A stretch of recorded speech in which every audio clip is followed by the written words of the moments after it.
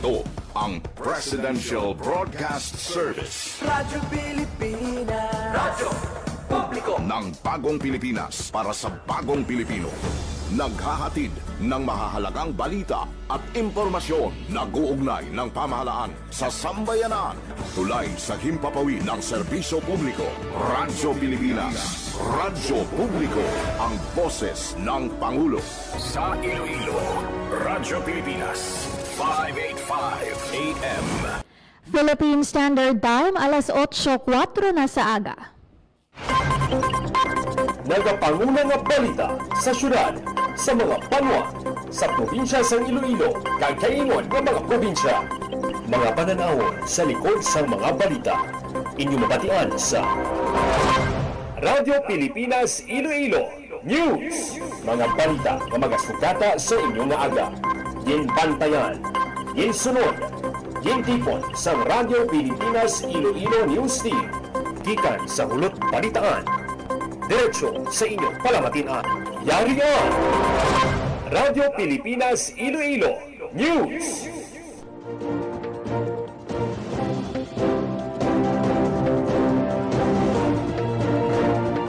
Maayong aga Pilipinas, maayong aga Western Visayas. Welcome na sa Radyo Pilipinas News subong nga adlaw sang Lunes. Petsa sa bulan sang Abril tuig 2026. Ako ang inyo alagad, Emerald Santiagudo kagkaron sa aton nga mga headlines.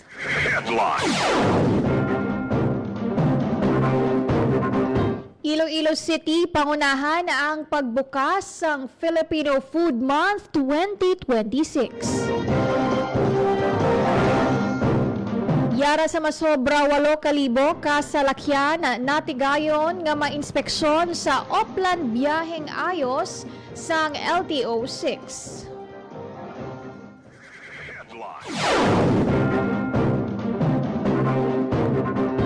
Kapin 2,000 ka tricycle driver sa syudad makabaton sang dugang nga fuel subsidy nga 5,000 pesos halin sa DSWD subong nga semana.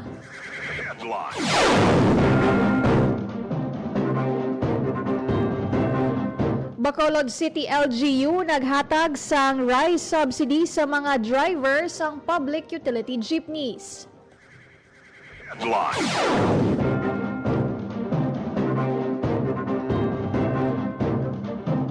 Mga mangingisda sa mga island barangay sang Banwa sang Ahoy nagbaton sang fuel subsidy gikan sa gobyerno.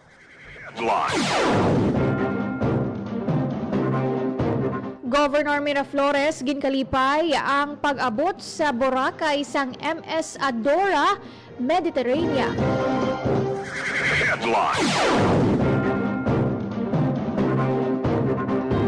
New Lucena may ara na sang amphitheater, pasilidad gininagurahan.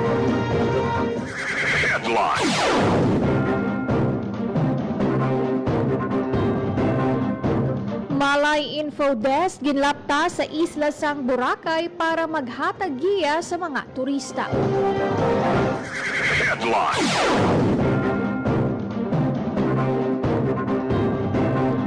Kagbalaan bukid sa Hordan Guimaras gindagsa sa mga pilgrims kag mga turista sang Semana Santa.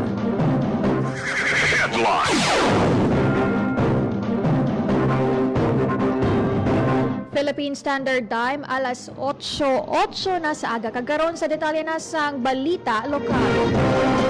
Radyo Pilipinas. Radyo Pilipinas News.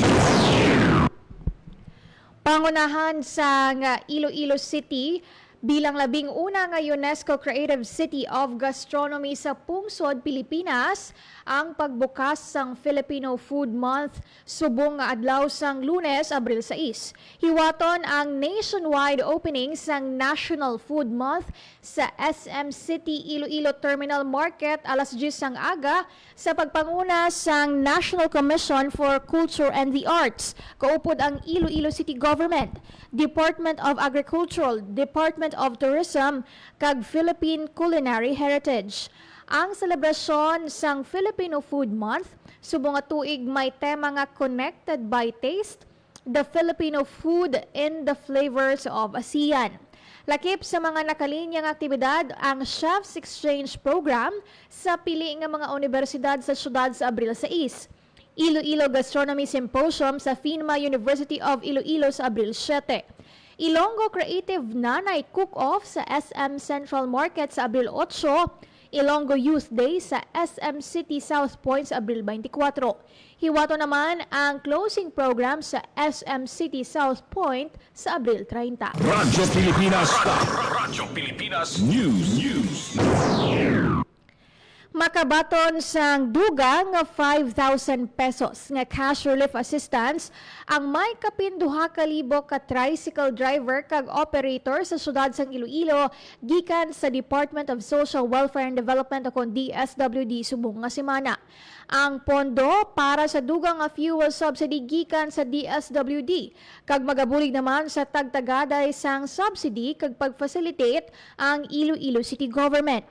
Hiwaton ang tagtaganay sang cash assistance sa Abril 8 sa 3 ka designated venue sang Iloilo City Government. Ang nasambit nga inisyatibo bulig sang national government sa transport sector sa tunga sang padayon nga pagsaka sang produktong petrolyo bangod sa nagapadayon nga tensyon sa Middle East. Kada benepisyaryo magabaton sang 5,000 pesos nga cash relief assistance. Ginbase ang numero sang 1983 ka benepisyaryo sa numero sang tricycle drivers kag operators nga may valid nga franchise nga gin-issue sang sangguniang panglungsod kag may motorized tricycle operators permit. Agod makaklaim sang subsidy kinahanglan lamang nga magdala sang original nga driver's license kag duha ka kopya sang ID nga may 3 ka pirma. Ang assistance ang dugang nga bulig sa tricycle drivers giga naman sa gobyerno nasyonal magluwas pa sa 500 pesos nga petroleum products nga fuel subsidy naman gikan sa Iloilo City Government. Radyo Pilipinas. Radyo Pilipinas News. Yara naman sa 1,600 ka PUJ drivers kag operators ang nag-apply kag na-qualify ang makabaton sang fuel subsidy sang syudad pinaagi sa fuel subsidy coupons nga nagabalor 1,500 pesos nga petroleum products subong nga semana. Hiwaton ang tagtaganay sang fuel subsidy coupon sa palabuton nga Huwebes. May mo naman makapatughong gamit ang fuel subsidy coupon sa Abril 11 kag Abril 12 sa mga designated gasoline stations nga gin-assign kada ruta sang tagsa ka kooperatiba. Ginahag ni Joy Fantilaga Gorsal nga hindi pagtugutan ang mga proxy o kon representative sa pagpatughong gamit ang fuel subsidy coupons. Gani kung sino ang naka-assign nga driver sa isa ka unit amo lamang ina ang pwede makapatughong. Nagpasalig naman si Iloilo City Mayor Rai sa Treñas nga padayon ang lokal nga panguluhan sa pagpangita sa pamaagi agod mapahagan-hagan ang epekto sang pagsaka sang presyo sang petroleum products sa transport sector. Kung madumduman, masobra 1,700 na ka-tricycle drivers ang nakabaton sa fuel subsidy gikan sa Iloilo City Government. Radyo Pilipinas. Radyo Pilipinas News. Yara sa masobra 8,000 kasalakyan na tigayon nga mainspeksyon sa Oplan Biyaheng Ayos sang Land Transportation Office 6. Para sa detalye, may balita si Janelle Baclay. Radyo Pilipinas. Radyo Pilipinas. Report.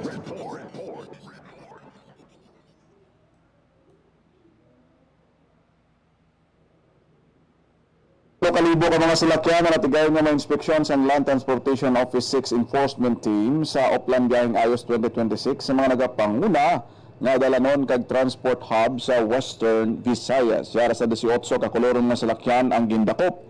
Sa 150 naman ang ginisyuhan sa temporary operators permit, 150 ang nadakpan nga unregistered vehicle, 79 ang wala sa driver's license, kag 157 ang nadakpan nga reckless drivers.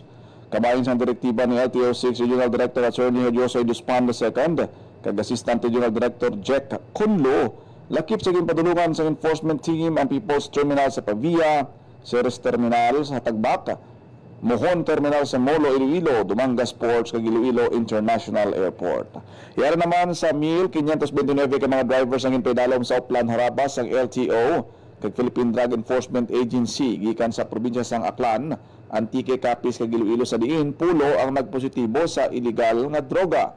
Padayon sa pagpahanumdom ng LTO nga maghalong sa biyahe kag magsunod sa mga nagapanguna nga layi sa dalanon para makalikaw sa disgrasya. Para sa Bagong Pilipinas, Junel Baclay, Radyo Pilipinas, Radyo Publiko.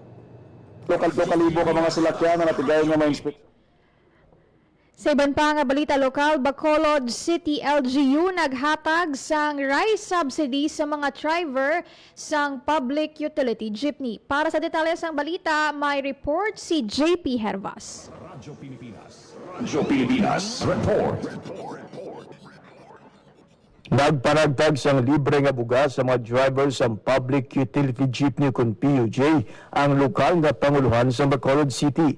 Suno sa Bacolod City Government, 1,193 ka drivers ang PUJ sa syudad ang nakabaton sang tag 5 ka kilo na bugas sa pagpanguna sang Public Employment Service Office kun peso. Tuma naman ang pagpasalamat sa mga tsuper nga nakabaton sa nasabit nga ayuda nga dako nga bulig ilabi na subong nga nagsaka ang presyo sa mga produktong petrolyo. Para sa Bagong Pilipinas, JP Hervas, Radyo Pilipinas, Radyo Publiko. Radyo Pilipinas. Radyo Pilipinas News. Naglabot na sa masobra sa 200 milyones pesos nga financial assistance ang ginpanagtag sang Department of Social Welfare and Development Field Office 6 sa mga naapektuhan sang Bagyong Tino sa riyon nga partially kag totally damaged ang balay. As of April 2, nakarelease na ang regional office ang assistance sa 36,321 ka benepisyaryo gikan sa Aklan, Antique, Capiz, Guimaras kag Iloilo Province. Ang mga totally damaged nga balay nagbaton sang tig 10,325 pesos kag 5,369 pesos naman sa partially damaged nga balay bilang suporta sa ilang kinahanglanon sa pag-recover sa epekto sang bagyo. Ang pagpanagtag sang assistance kabahin sang mando ni Presidente Ferdinand R. Marcos Jr. kag sa direktiba ni DSWD Secretary Rex Gatchalian nga buligan sa pagbangon sa nanginhalit sang bagyo ang mga naapektuhan nga mga pumuluyo. Radyo Pilipinas. Radyo Pilipinas News. Yara na sa 99.18% ang physical accomplishment rate sa Department of Social and Welfare and Development Negros Island Region sa paghatag sang emergency cash transfer sa mga naapektuhan sang Bagyong Tino. Sa 202,555 nga target nga mahatagan sang assistance, may 200,889 na ang nahatagan sa kabuusan nga 1,174,570,000 pesos. Ang mga benepisyaryo gikan sa Bago City, Binalbagan, Himamaylan City, Hinigaran, Isabela, La Carlota City, La Castellana, Moises Padilla, Pontevedra, Pulupandan, San Enrique, Valladolid, Bacolod City, kag Canlaon City. Payag sang DSWD NIR nga naglabot na ang 100% payout sa Binalbagan, Hinigaran, Isabela, La Castellana, Moises Padilla, kag Canlaon City. Padayon pa ang pagpaninguha sa regional office para gilayon nga mahatagan ang tanan nga mga kwalipikado nga benepisyaryo bilang bulig. Ang pagpanagtag sa financial aid kabahin sa emergency cash transfer program sa ahensya kag naisuno man sa direktiba ni Presidente Ferdinand R. Marcos Jr. nga buligan ang mga komunidad nga apektado sang kalamidad. Radyo Pilipinas. Radyo Pilipinas News. Mga mangingisda sa mga isla o kon island barangay sa Ahoy, Iloilo nagbaton sang fuel subsidy gikan sa gobyerno. Para sa detalye sang balita, may report si JP Hervas. Radyo Pilipinas. Radyo Pilipinas. Report. Nagbatong sa mga vouchers sa dalom sang fuel subsidy program sa Department of Agriculture, Bureau of Fisheries and Aquatic Resources o kung DAB for 6 ang 97 ka mangisda halin sa 3 ka island barangay sang Ahoy, Iloilo. Sunod sa B46 ang kada benepisyaryo nga halin sa barangay Pantalan na Bayi. Nasidman kag tagubanhan ang kinhatagan sang 3,000 pesos nga fuel subsidy. Dugang pa sa ahensya, bangod sa pagsaka sang presyo sang petrolyo, madamo sa mga benepisyaryo ang nagbuhin sang oras kag distansya sa ila pagpangisda agud lang makatipid sa gatong. Ang pagparagtag sang fuel subsidy sa mga island barangay sa Ahoy, isa lamang sa maramo nga pagpanikasog sang B4 Region 6 agud nga masiguro nga bisan ang mga mangisda sa malayo nga mga komunidad hindi mabayaan sa mga ayuda nga dala sa gobyerno. Para sa Bagong Pilipinas, JP Hervas, Radyo Pilipinas, Radyo Publiko. Radyo Pilipinas News. Mainit nga ginabi-abi sang lokal nga panguluhan sang Aklan ang masobra 1,500 ka pasahero sang MS Adora Mediterranean Cruise Ship halin sa China nga nag-abot sa isla sang Boracay sang Sabado, Abril 4. Suno kay Mr. Niven Makirang, officer in charge sang Port Cruise Ship Operations sang Aklan, halin sa China pa ang nagpadulong nga barko sa Manila kag nag-abot sa Boracay para mag-enjoy sang katahom sang isla. Ginapabugal sa opisyal ang Boracay Island nga isa sa top destination sa mga cruise ship. Para sa mas matalunsay nga experience sa mga pasahero, plano sang lokal nga panguluhan nga magpatindog sang berthing facility sa Aklan para hindi lang Boracay Island ang malagawan sa mga turista kundi pati man ang mainland Aklan. Radyo Pilipinas News. Sa kaangot nga balita, Governor Miraflores ginkalipay ang pag-abot sa isla sang Boracay sang MS Adora Mediterranean Cruise Ship. Para sa detalye, may report si Hope Torrechante. Radyo Pilipinas Report. Ginkalipay ni Aklan Governor Jose Enrique Miraflores ang pag-abot sa Boracay Island sang cruise ship nga MS Adora Mediterranean. Sunod sa Gobernador Historic First ang pag-abot sang barko sa Boracay sini nga bulan sang Abril. Naibaluan nga nag-maiden call sa isla ang MS Adora Mediterranean sang Abril 1 sakay ang kapin 1,500 ka pasahero kag 800 ka crew. Pahayag sang Gobernador labaw pa sa port call ang pag-abot sang MS Adora Mediterranean. Isa ini ka mabasko nga patimaan nga padayon ni nagapangibabaw ang Boracay sa global tourism stage. Dugang pa niya ang mga kasubo nga kayuwatan nagapahanundom sang importansya sang pagbinuligay agud mapabilin nga world class kag sustainable ang mga lugar sa Aklan. Para sa Bagong Pilipinas, Hope Trichante, Radyo Pilipinas, Radyo Publiko. Radyo Pilipinas News. Para maghatag sang manami nga eksperyensya kag hapos ang paglagaw sa mga turista ginpahamtang sa Boracay Island ang Project Malay Information Desk sa diin makita ang mga impormasyon na tuhoy sa mga must-see attractions kag mga aktibidad sa isla. Suno sa Malay Boracay Tourism Office ang Project MI Desk, inisyatiba sang lokal nga pamunuan sang Malay nga nagamando sa pagpahamtang sa mga info desk sa mga strategic nga lugar sa palibot sang isla para maghatag sang hustong impormasyon sa mga bisita. Kada desk may nagatawo nga mga personnel sa Municipal Tourism Office, tour guide kag enforcers. Sa karon ang info desk sarang makita sa atubang sang Boracay Grotto sa Station 1, malapit sa Epic Boracay kag D-Mall sa Station 3.